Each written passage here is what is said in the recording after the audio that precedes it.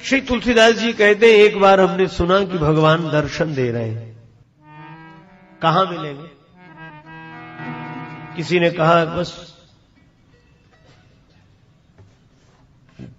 तीसरे दरवाजे को पार करते ही भवन में बैठे मिलेंगे। श्री तुलसीदास जी बहुत उत्सुक हुए। पहले द्वार पर गए, बड़ी भीड़ लगी थी। इतनी भीड़, प्रवेश का अवसर ही नहीं मिल रहा था। पर धक्का मुक्की करके किसी तरह निकले। उस द्वार पर लिखा हुआ था कुछ। क्या लिखा था?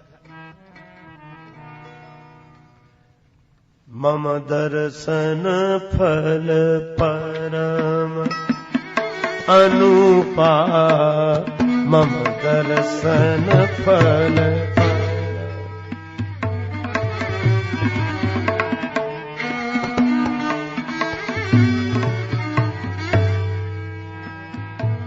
जीव पाव निज सहज स्वरूप, राम दर्शन फल पर।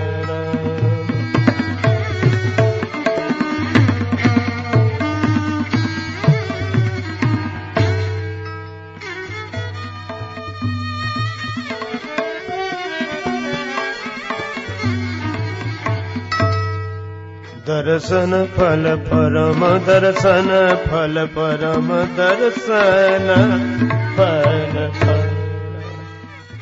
मम दर्शन फल परम अनुपा। फलश्रुति थी, लिखा था कि जो मेरा दर्शन करेगा उसके अपने सहज स्वरूप की प्राप्ति उसे हो जाएगी।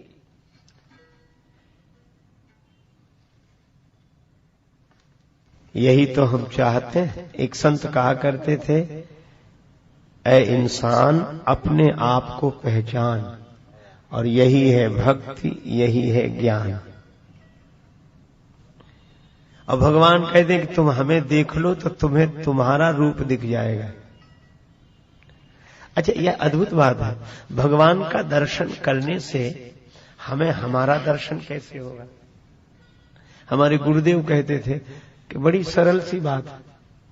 तो हमने कहा कैसे? कहा कि तुम भगवान के दर्शन को जाते हो, तो कहा कि भगवान दिखते हैं तुम्हें? हमने कहा सामने ही दिखते हैं। तो कहा कि भगवान दिखने वाले और भगवान को देखने वाला कौन है? हमने कहा हम देख रहे हैं। बोले वो यही तो तुम्हारा स्वरूप है, तुम देखने वाले ही हो, अपने को करने वाला क्यों समझते हो? मम दर्शन फल परम अनुपा, जीव पाव निज सहज स्वरूप। तो स्वाभाविक है कि भीड़ लगी जाएगी, सभी आत्मदर्शन चाहते हैं। श्री तुलसीदास जी कहते हैं किसी तरह द्वार को पार किया, पर दूसरे द्वार पर और अधिक भीड़ थी। वहां क्या लिखा था? वहां बड़ी विचित्र बात लिखी थी। सन्मुख होय जीव मोहि जबहि, सन्मुख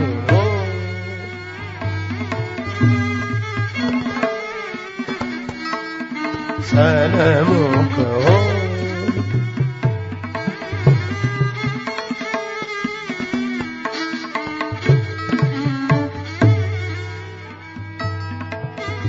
जन्म कोटि अघ नासो तबहि,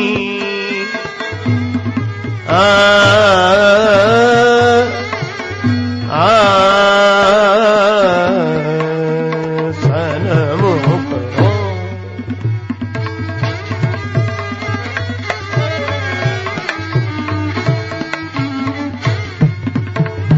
सन्मुख होई, सन्मुख हो।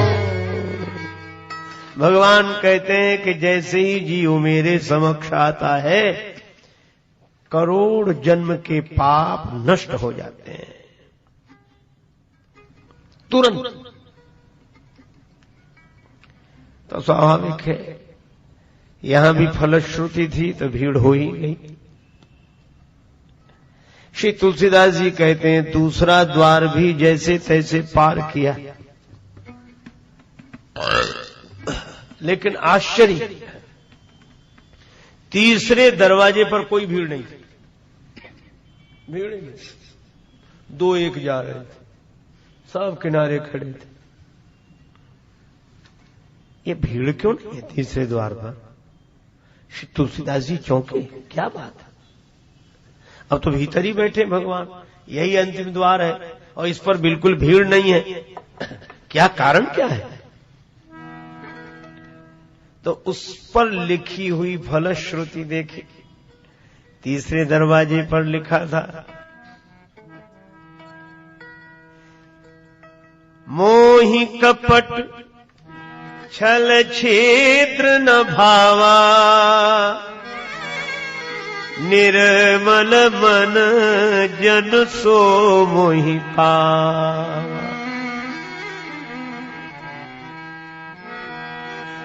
निर्मल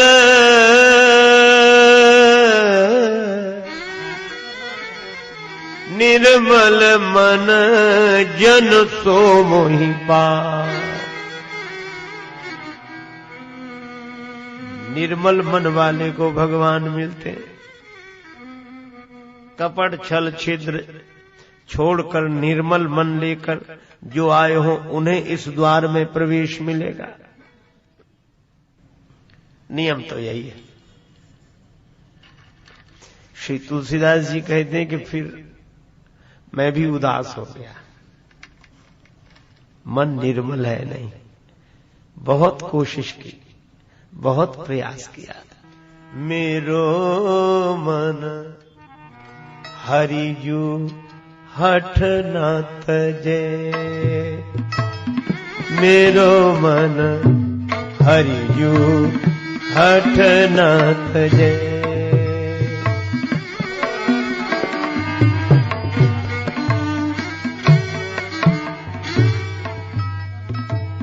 निस दिन नाथ देत सिख बहु विधि, करत स्वभाव निजे, मेरो मन हरिजू हठ न तजे।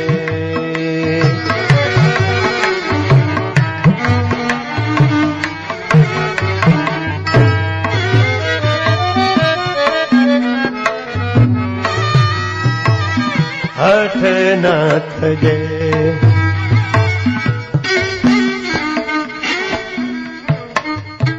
रामचरितमानस में श्री तुलसीदास जी ने मन को भगवान की कथा सुनाई और विनय पत्रिका में मन की व्यथा भगवान को सुनाई।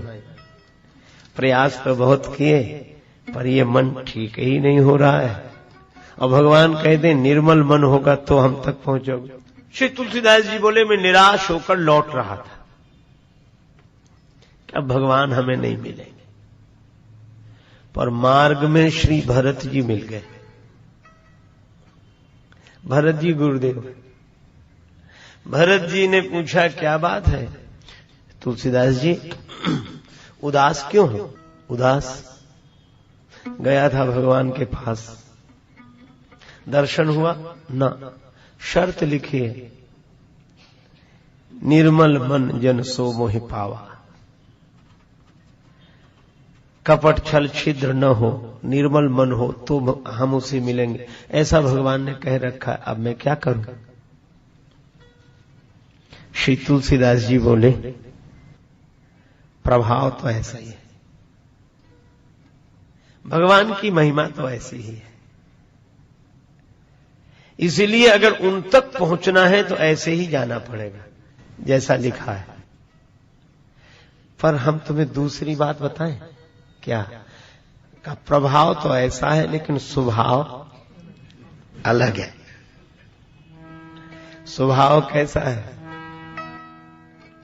मैं जानूं निज नाथ स्वभाव,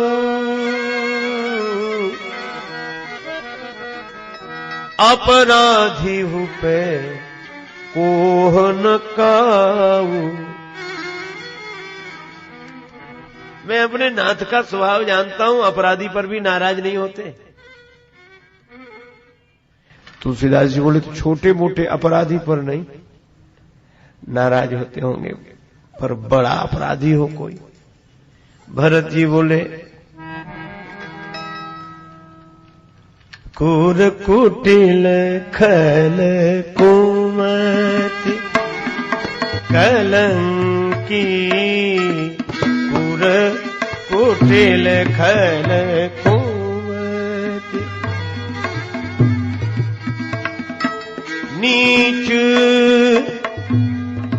निरीस निशील निसंकी, कुर कुटिल खल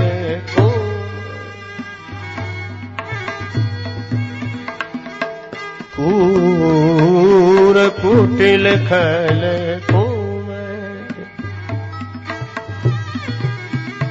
नीच निरीस निशील निसंकी, कुर कुटिल खल कुमति कुटिल खल कुमति कुटिल खल क्रूर हो, कुटिल हो, खल हो, दुर्बुद्धि हो, कलंकी हो, नीच हो, अनीश्वरवादी हो, निरीश निशील आचरणहीन हो, और उसके बाद भी निशंक हो, गलत काम करने के बाद भी जिसे कोई भय न लगता हो। अगर कोई ऐसा भी हो, पर एक बात है, वह यह स्वीकार कर ले कि मैं मजबूर हूं, स्वभाव बदल नहीं पा रहा, बदलना तो चाहता हूं। तेऊ सुनी शरण, ऐसे लोग भी अगर भगवान का स्वयं सुनकर शरण में आ जाते हैं तो उन्हें और कुछ नहीं करना पड़ता, केवल एक काम करना पड़ता। क्या? तेऊ सुनी शरण सामूहे आए, सकृत प्रणाम किए अपनाए। एक बार आकर कोई भगवान के शरणागत होकर सिर झुकाकर कह दे कि प्रभु मैं हार कर आपकी शरण में आया। केवल एक बार सिर झुकाने से ही भगवान उठाकर हृदय से लगा लेते हैं। सक्रदेव प्रपन्नाय तवास्मीति। एक बार प्रपन्न होकर कोई कहे तो कि मैं आपका हूं, कोई कहे तो सूरदास जी की तरह प्रभु जी मेरे अवगुण चेतना धरो,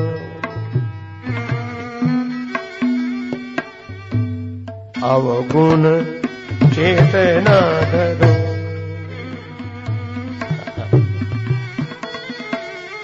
अवगुण चेतना धरो।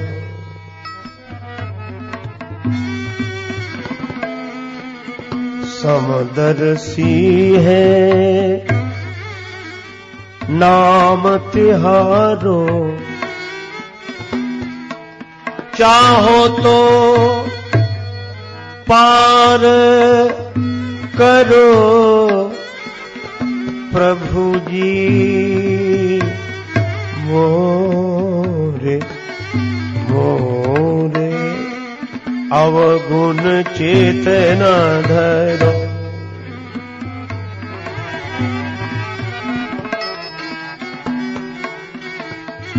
आप भी भेद करेंगे कि यह अच्छा ये बुरा।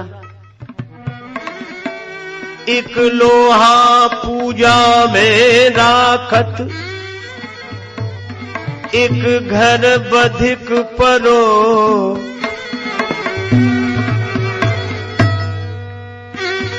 लोहे का कोई यंत्र पूजा की सामग्री के रूप में होता है और वही लोहा शस्त्र बनकर बधिक के यहां होता है। लेकिन पारस गुण अवगुण नहीं देखत,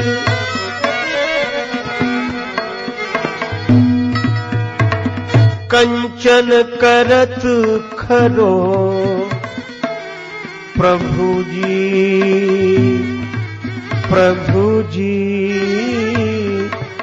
मोरे अवगुण चेतना धरो।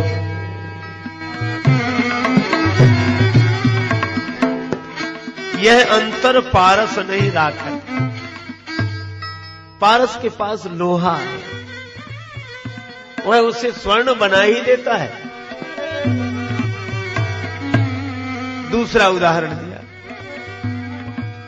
एक नदिया एक नार कहावत,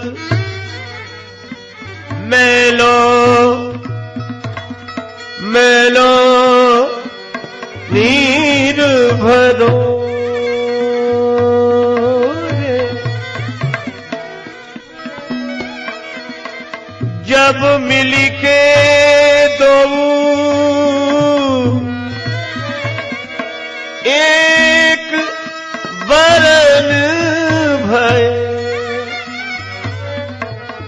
सुरसरी नाम पर्यो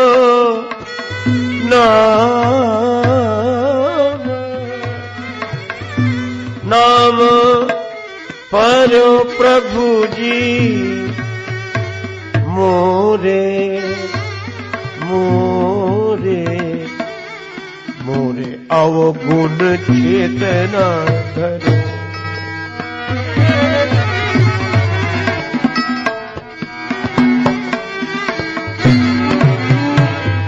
आपके चरणों से प्रकट होने वाली गंगा जी भी भेद नहीं करती, चाहे गंदा नाला हो या पवित्र नदी, शरण में आने पर गंगा जी उसे अपना रूप ही बना लेते हैं। तो जब आपके चरण नख निर्गता गंगा जी की यह महिमा है, तो आपके श्री चरणों का भी तो वैसे ही स्वभाव है। इसलिए जाऊं कहां तज चरण तुम्हारे, एक जीव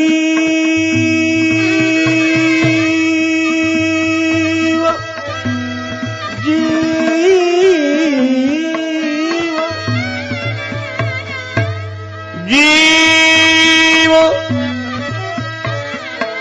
एक ब्रह्म कहावत, सूर श्याम झगरो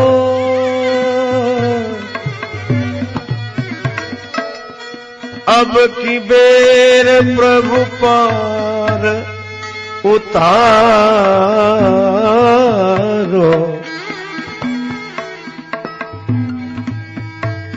नहीं पन जात टरो प्रभु जी मोरे मोरे मोरे अवगुण चेतना धरो।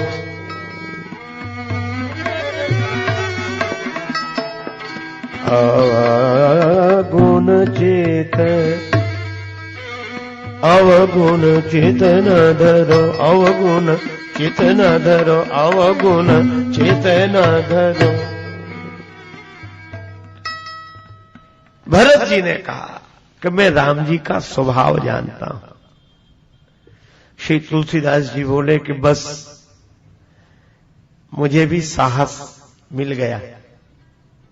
क्यों? कहा कि प्रभाव के कारण मैं राम जी तक नहीं पहुंचा, यह तो राम जी के स्वभाव के कारण मैं राम जी तक पहुंच गया।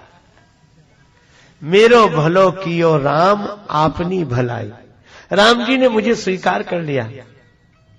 और मार्ग किसने बताया? का भरत जी ने।